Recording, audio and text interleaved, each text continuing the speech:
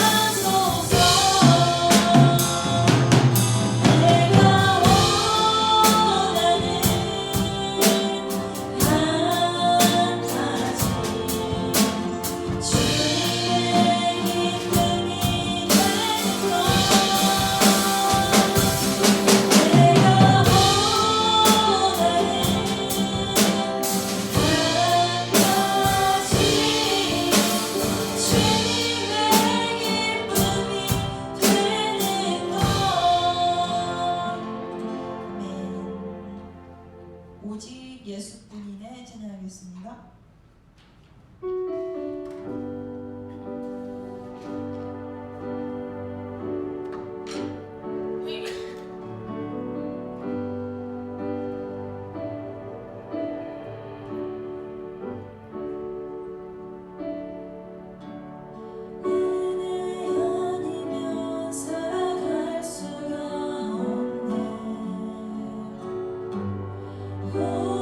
마저도 다 주의 것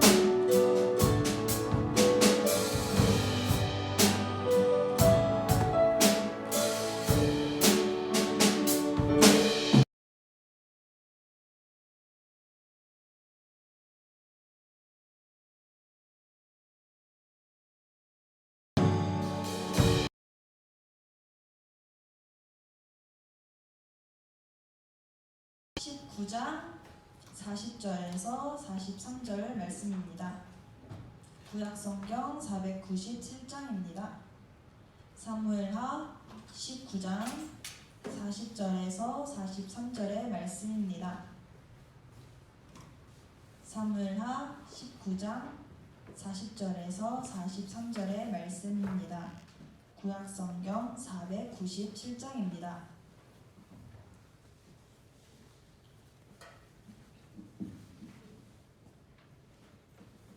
우리 함께 합독합니다. 시작.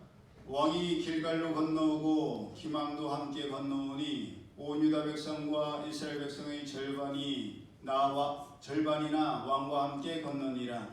온 이스라엘 사람이 왕께 나와 왕께 아뢰되 우리 형제 유다 사람들이 어찌 왕을 도둑하여 왕과 왕의 집안과 왕을 따르는 모든 사람을 인도하여 요단을 건너가게 하였나이까 하매 모든 유다 사람이 이스라엘 사람에게 대답하되 왕은 우리의 종치는 까닭이라. 너희가 어찌 이 일에 대하여 분내느냐? 우리가 왕의 것을 조금이라도 얻어먹었느냐? 왕께서 우리에게 선물로 주신 것이 있느냐?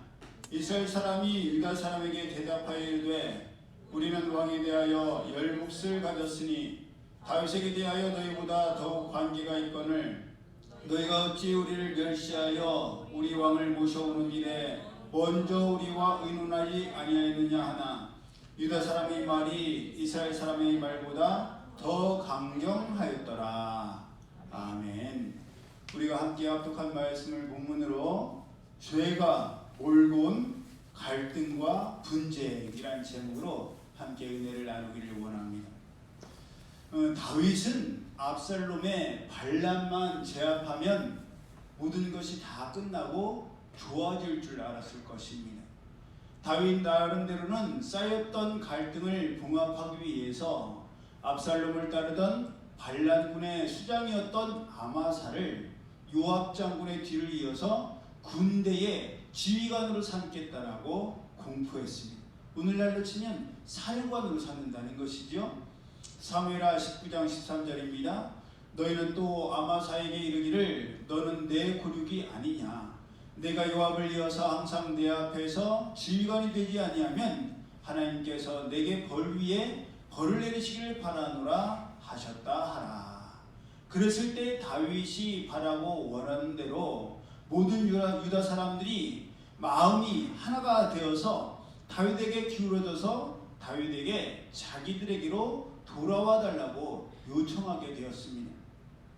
다윗이 요단에 이르렀을 때 모든 유다 족속이 다윗 왕을 맞으러 길갈로 왔고 바오름에 있던 베냐민 사람 시므이도 베냐민 사람 1000명과 함께 급하게 다윗 왕을 맞으러 내려왔습니다. 시므이 들어보셨죠? 예, 시므이라는 사람은 사무엘하 16장 5절 이하에서 이 다윗이 아들 압살롬의 반란에 의해서 도망칠 때에 돌을 던지면서 다윗에게 저주를 퍼부었던 사람이 바로 시므이라는 사람이었습니다. 피 흘린 자여 사악한 자여 가거라. 사울의 족속의 모든 피를 여호와께서 내게로 돌리셨도다. 그를 이어서 내가 왕이 되었으나 여호와께서 나라를 너의 아들 압살롬의 손에 넘기셨도다. 보라, 너는 피를 흘린 자이므로 화를 자초하였느니라. 피를 뿌렸으니 피를 거두게 될 것이라는 것이 바로 시므이의 조롱과 저주였습니다. 아니, 안 그래도 때리는 시어머니보다 말리는 시누이가 밉다고 하잖아요. 아니, 압살롬에 의해서 도망가는 것도 지금 억울하고 짜증이 나고 화가 날 텐데 옆에서 그렇게 약 올리고 있으면 화가 나겠어요, 안 나겠어요? 당연히 화가 나죠. 뭐 저런 게 다 있나. 그래서 아비새도 시므이를 가리켜서 성경에 좀 심한 욕 가운데 하나예요. 이 죽은 개가 어찌 내 조왕을 저주하리까? 청하건대 내가 건너가서 그의 머리를 베게 하소서. 그러니까 이 성경이니까 조금 이렇게 부드럽게 죽은 개가 그렇지 우리나라로 치면 강아지, 개, 라고 요구한 거나 다름없지 않을까 생각이 됩니다. 그렇게 저주하다가 시므이가 죽을 뻔했지만 다윗이 그러한 아비새를 말리면서 이는 하나님께서 저주하라고 하신 것이요, 내 몸에서 난, 자기 몸에서 난 아들 압살롬도 아버지 다윗을 해하려고 하는데 하물며 베냐민 출신의 시므이야 말할 것도 없지 않겠느냐라고 하면서 혹시나 하나님께서 오늘의 이 원통함을 감찰하신다면 오늘의 이 저주 때문이라도 선으로 갚아주실 것이라고 해서 시므이는 죽지 않을 수가 있었습니다. 그랬던 시므이인데 다윗이 다시 왕위를 회복하게 되자마자 언제 그리냐는 듯이 나와서 비겁한 변명을 늘어놓습니다. 내 주여 원하건대 내게 죄를 돌리지 마옵소서. 내 주 왕께서 예루살렘에서 나오시던 날에 종의 패역한 일을 기억하지 마시오며 왕의 마음에 두지 마옵소서. 왕의 종 내가 범죄한 줄 아옵기에 오늘 요셉의 온 족속 중 내가 먼저 내려와서 내 주 왕을 영접하였나이다. 왜 그런 사람들 있잖아요. 강한 사람 앞에서는 깨갱대고 한없이 막 비굴하게 딸랑딸랑거리고 또 약한 사람 앞에서는 그를 강하게 몰아붙여서 감히 쳐다도 못 보도록 하는 그런 비겁한 사람, 그런 비겁한 사람의 본보기를 이 시므이가 적나라하게 보여주었습니다. 이때에도 아비새가 나서서 다윗에게 하나님의 기름 부으신 왕을 저주했던 저 시므이를 죽이는 것이 마땅하지 않냐라고 따져 물었을 때에도 다윗이 한 번 더 하나님께서 다윗의 왕위를 회복하게 하신 이 좋은 날에 어찌 사람을 죽이겠냐라고 반대함으로 인해서 시므이는 겨우 목숨을 건질 수 있었습니다. 하지만 그렇다고 해서 얼마 동안 반란이 지속되었는지 기록에 나와 있지는 않지만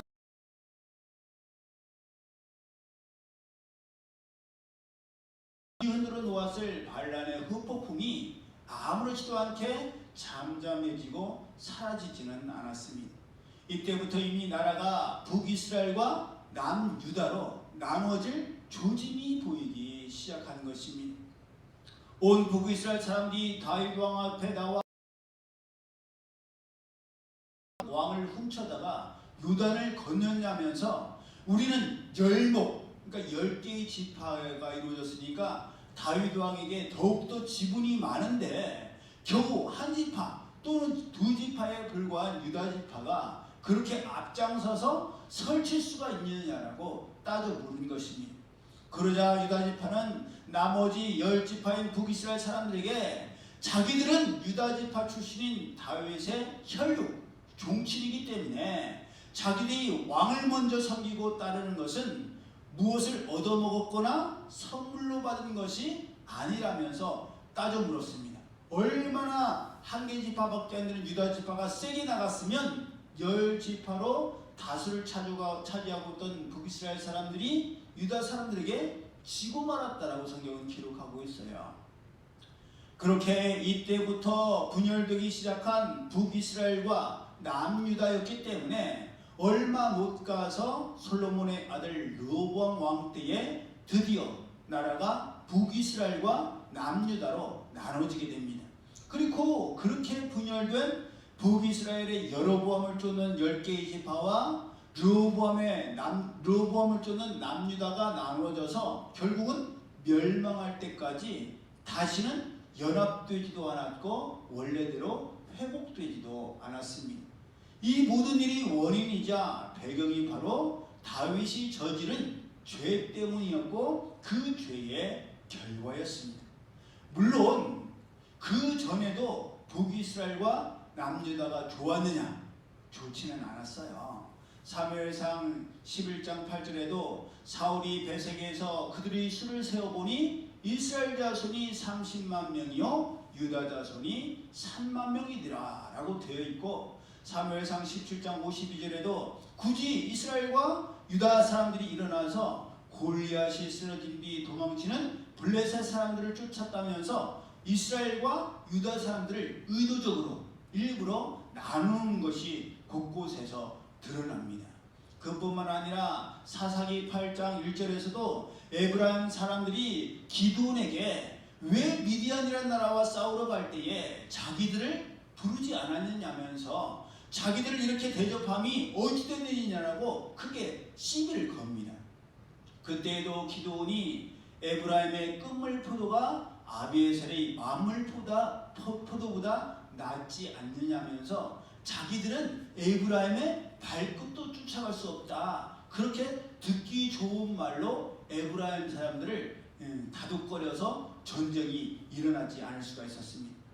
근데 그걸로 끝나느냐? 아니에요. 사사기 12장에서도 입다라는 사사에게 왜 암몬 자손과 싸우러 건너갈 때에 자기들을 불러서 함께 가지 않았느냐라고 시비를 걸고, 시비를 건 거에서 더 나아가서 자기들이 반드시 입다와 그의 집을 불살라버리겠다라고 협박을 했습니다. 그래서 어쩔 수 없이 입다가 길르앗 사람들을 다 모아서 에브라임과 싸워서 에브라임 사람들을 치게 됩니다. 그때 나왔던 그런 이야기가 뭐가 있냐면 그 북이스라엘 사람들은 십볼렛이란 발음을 못하는 거예요. 우리나라 왜 전에도 제가 설교할 때 얘기했지만 경상도 사람들이 쌀을 못하잖아요.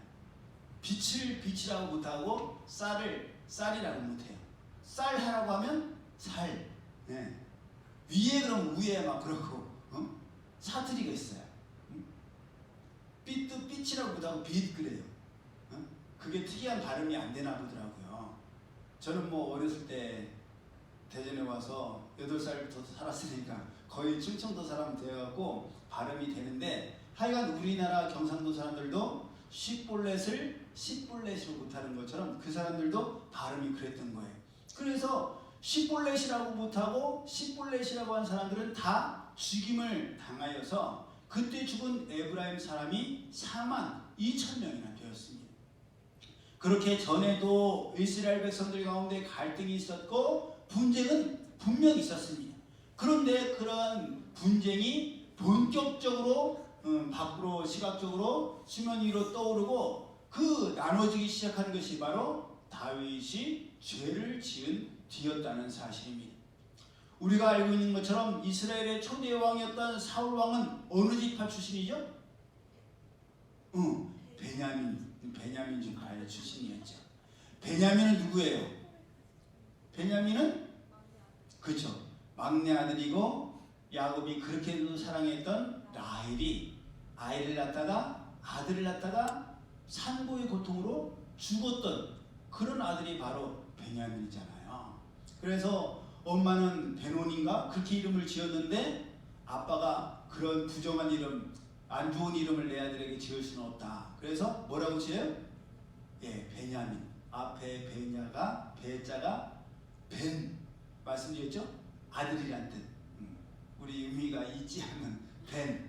그 벤에 또 야민을 합하여서 오른손의 아들. 항상 의롭고 힘이 세고 강한 오른손의 아들이라고 이름을 지었고 그 후손이 바로 베냐민 지파였습니다. 그런데 전에도 설교할 때 말씀드렸던 것처럼 조상인 야곱이 그런 막내 아들, 사랑하는 아내가 낳은 이 베냐민 지파를 향해서 뭐라고 유언과 예언을 남기죠? 베냐민은 물어뜯는 일이라. 아침에는 빼앗은 것을 먹고 저녁에는 움킨 것을 나누리로다. 약탈하면서 살아갈 그런 우리나라로 말로 하면 팔자다. 그렇게 얘기할 정도로 남의 것을 빼앗으려는 호전적인 굉장히 싸움과 다툼을 좋아하는 막내인데도 불구하고 그런 기질이 있는 지파가 바로 베냐민 지파였어요.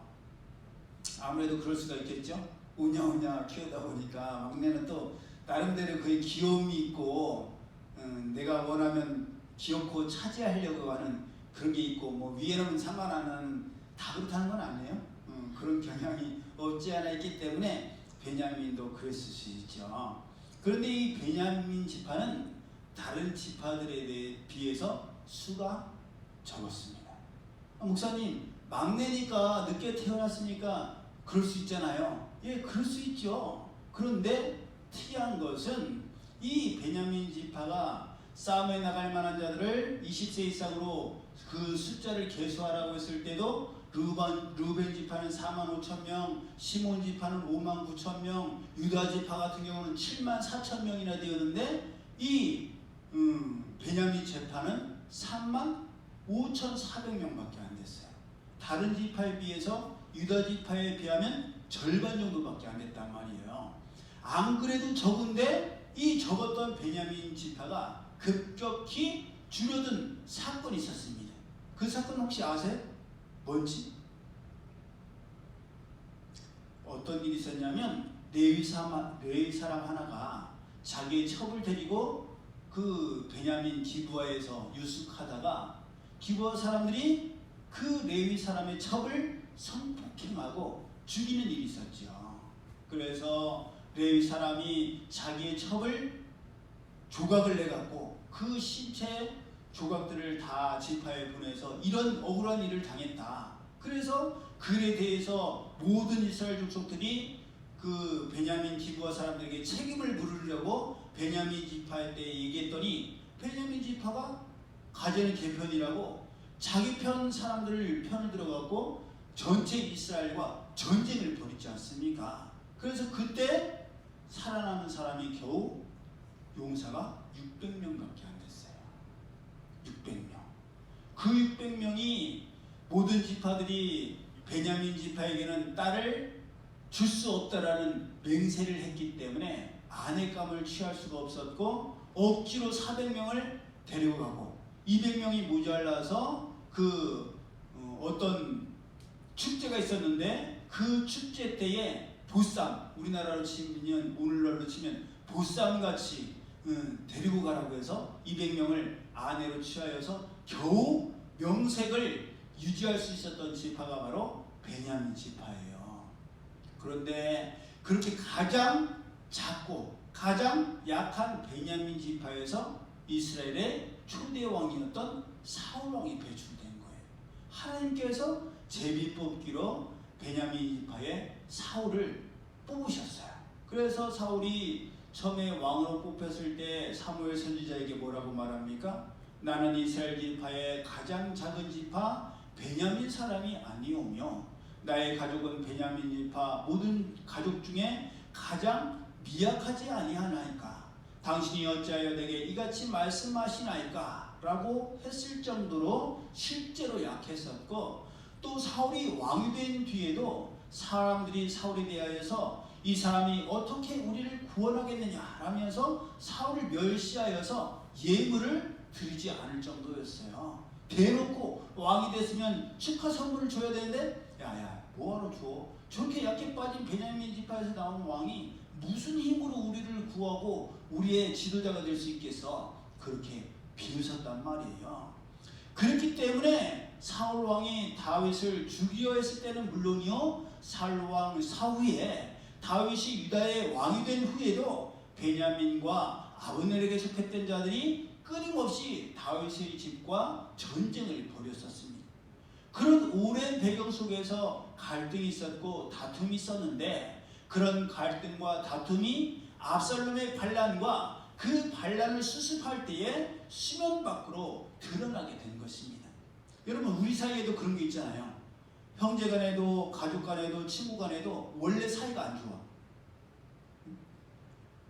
저 사람한테 뭐 이렇게 한 것도 아닌데 그냥 조금 싫은 사람 있잖아요. 마음에 안 드는 사람. 저희 어머니는 고든심이라는 배우를 별로 안 좋아해요.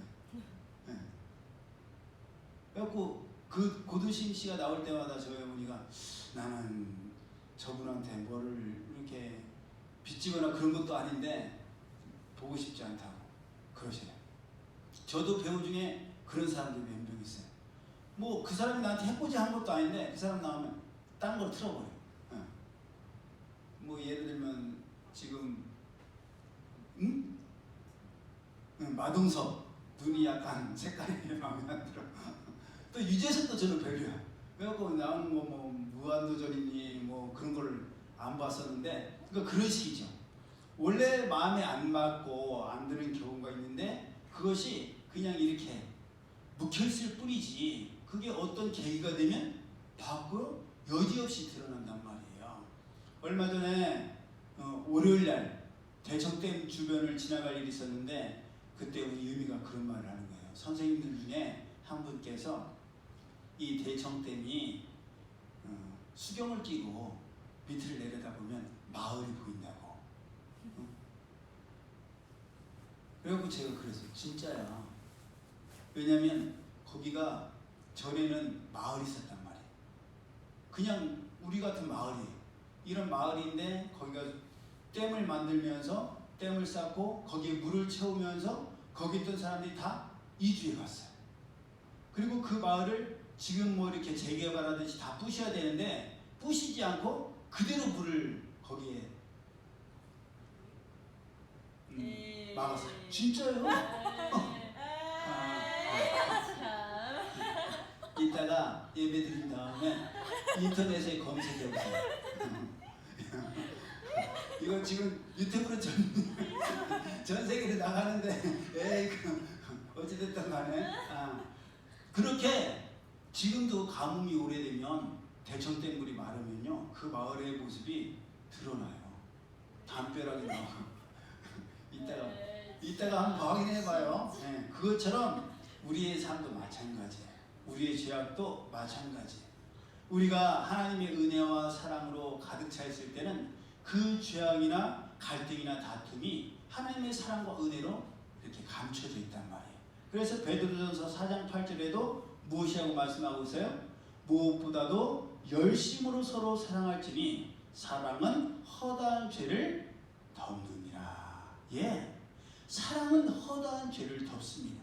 하지만 사랑이 조금 아까 말씀드렸던 것처럼 오랜 가뭄과 기근으로 말라버리면 메마르면 어떻게 돼요? 모든 덮었던 것들, 가리워졌던 것들이 여지없이 그대로 다 드러나고 말아요. 대청댐 스몰된 그 마을들처럼 모든 감춰졌던 것들이 다 그대로 드러나고 맙니다. 사랑이 머물던 자리, 은혜가 머물던 자리에 죄가 머물게 되면 덮었던 사랑, 감사했던 마음이 눈 녹듯이 사라지고 원망하는 마음, 미워하는 마음, 책임을 지우려고 하는 마음들로 가득하게 되고 서로 비난하고 정죄하고 미워하게 됩니다. 대표적인 예, 아담과 하와를 보세요. 하나님께서 아담에게 에덴 동산의 각종 나무의 실과는 임의로 먹되 선악을 알게 하는 나무의 실과는 먹지 말라고 하셨을 때에는 아담이 하와에 대해서 뭐라고 말해요? 이는 내 뼈 중에 뼈요 살 중에 살이라. 야, 내 갈비뼈를 취하여서 나왔지만 너무너무 좋은 거예요. 너무너무 사랑스러운 거예요. 너무너무 예쁜 거예요. 내 뼈 중에 뼈, 내 살 중에 살. 내 모든 신체 가운데 가장 예쁘고 가장 마음에 든다는 거예요. 그래서 두 사람이 벌거벗었지만 부끄러워하지 않았어요.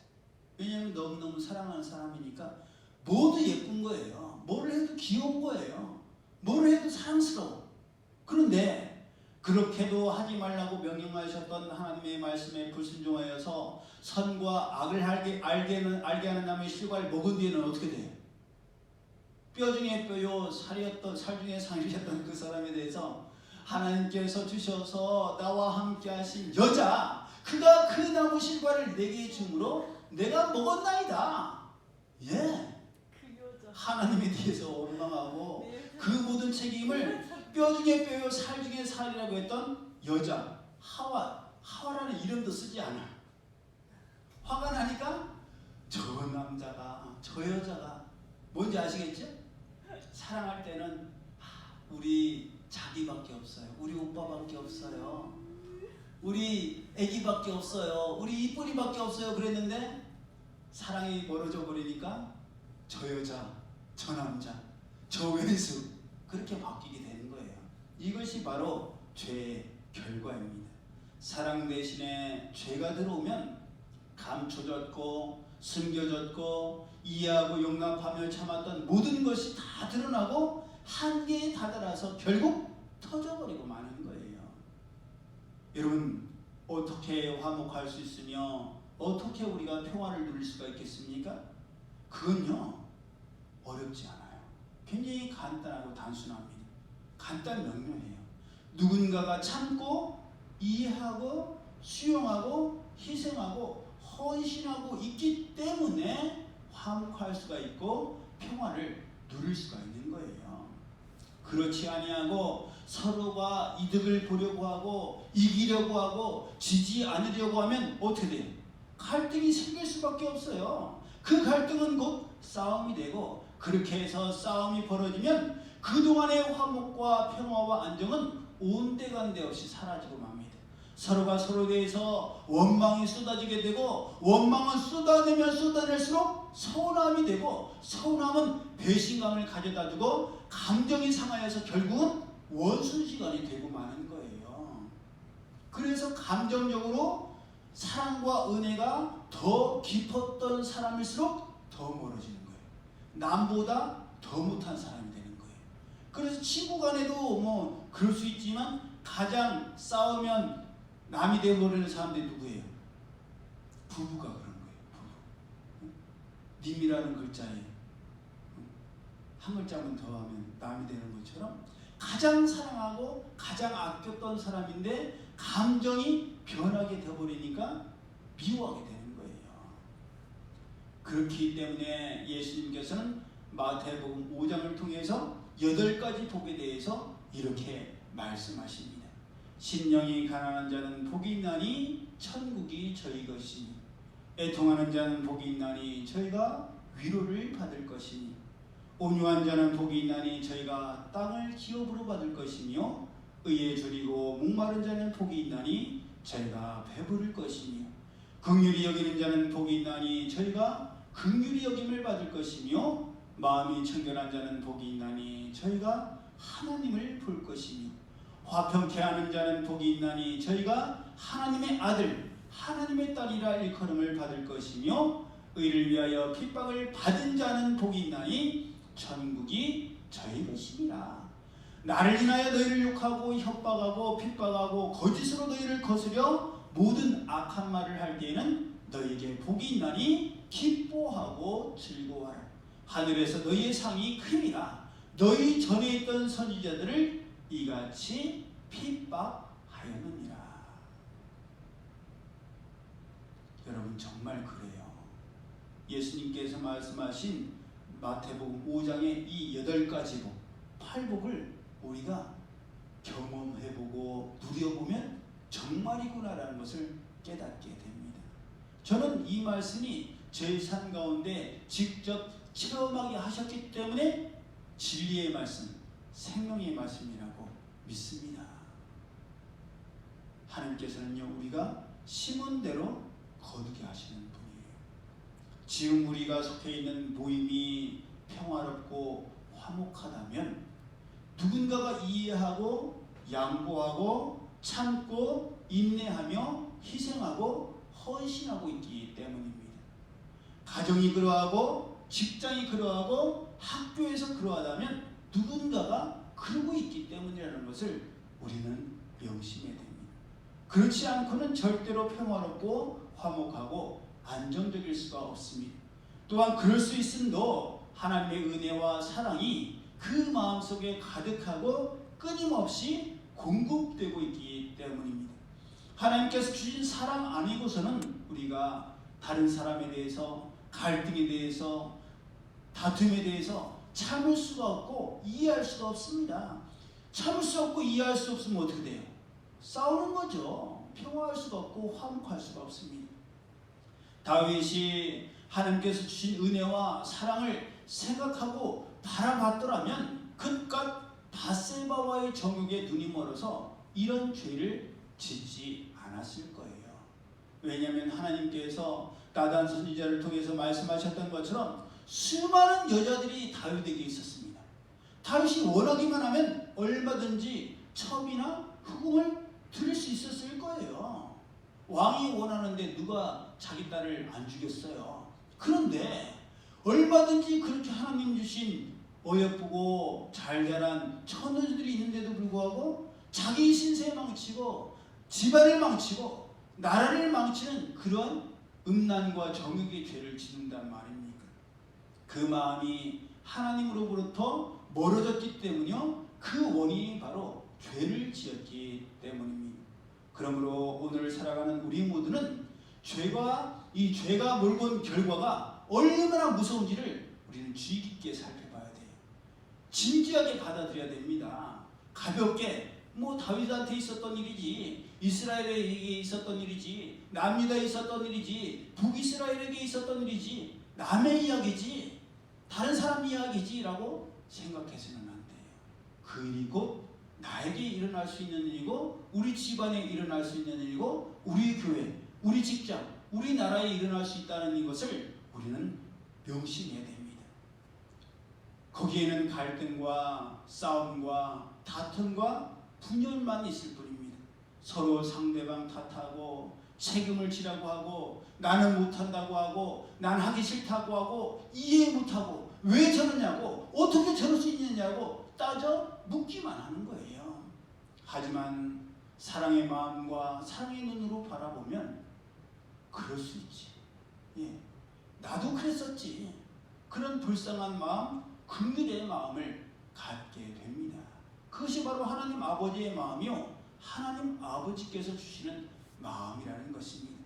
긍휼을 심는 자에게는 하나님께서 긍휼의 열매를 맺게 하시고, 화평을 심는 자에게는 화평의 열매를 주십니다. 힘들고 어려워도 눈물을 흘리면서라도 씨를 뿌리는 것이 바로 거기에 이유가 있는 거예요. 하나님께서는 반드시 기쁨으로 단을 거두게 하시기 때문입니다. 로마서 5장 3절, 다만 이뿐 아니라 우리가 환난 중에도 뭐하나니? 즐거워하나니 이는 환난은 인내를, 인내는 연단을, 연단은 소망을 이루는 줄 알미로다. 여러분, 환난 중에 어떻게 즐거워할 수가 있어요? 환난은 말 그대로 힘들고 어렵고 아프고 고통스러운 것이잖아요. 근데 환난을 어떻게 즐거워하라고 말씀하시는 거예요? 우리가 환난 중에도 즐거워할 수 있는 유일한 이유는 바로 한 가지밖에 없어요. 그 환난이 인내를 만들어내고, 인내가 연단을 낳고, 연단이 결국은 소망을 이루는 줄을 믿기 때문에 우리는 환난을 만나도 기뻐할 수가 있고 즐거워할 수가 있는 거예요. 사이코고 바보라고 해서 모자라서 무슨 일이 있어도 하하 웃고 즐거워하고 기뻐하는 것이 아니라, 하나님께서 지금은 환난을 통해서 힘들고 어렵지만 이 환난을 통해서 인내를 낳게 하실 것이고, 인내가 결국은 연단과 소망을 이루는 줄을 믿기 때문에 환난 중에도 우리는 기뻐할 수 있고 즐거워할 수 있고, 그것을 하나님의 사랑과 은혜로 버티고 견디고 이길 수가 있는 거예요.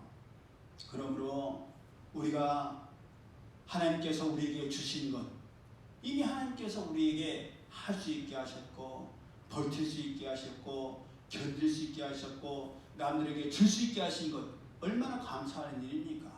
먹고 싶은 것 우리 먹어요, 못 먹어요? 먹어요. 예, 먹죠. 여러분, 먹고 싶은 것을 먹을 수 있다는 것, 큰 은혜예요. 정말 큰 은혜예요. 제가 20대 전만 하더라도 고기 먹고 싶어도 고기를 못 먹었었어요. 닭도리탕을 먹고 싶어도 아버지 친구 전도사님들이나 목사님들이 오실 때, 방문할 때 닭 사오시면 그걸로 먹을 정도였어요.